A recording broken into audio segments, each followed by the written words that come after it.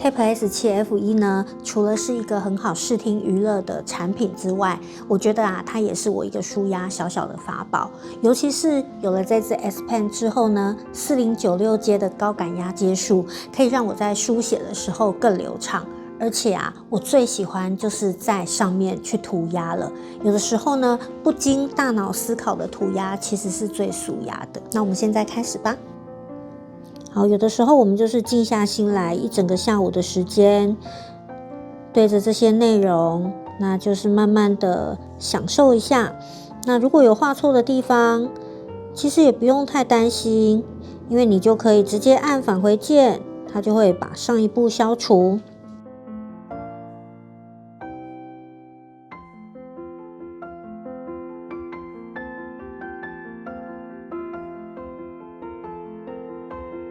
而且画着画着，我都觉得听到溪水潺潺的声音了。有这种幻觉也真的还蛮神奇的。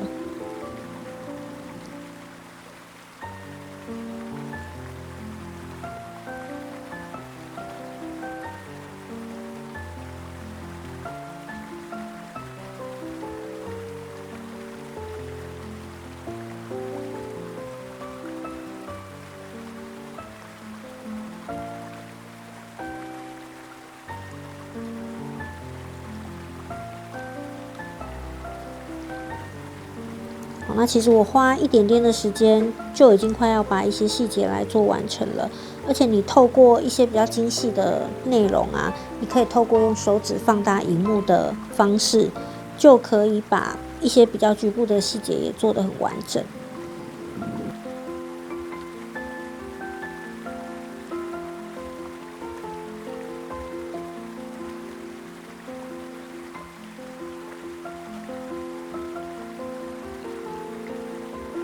其实做完之后，我心情反而平静很多，而且你可以随时随地就在画下一幅。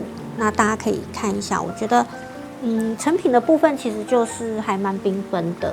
那可以依照你自己喜欢的颜色去做调配。那即使我不是什么色彩的选择大师，但是我也可以透过这样子的呈现方式呢，透过色彩可以让我一整天，很繁忙的一些心情或者是我有想要沉淀的一些事物呢，都在这幅画里面做一个完结。所以还蛮推荐大家，就是在 Pen Up 的部分可以搭配我们的 S Pen， 那里面也有非常多的样式可以去做选择。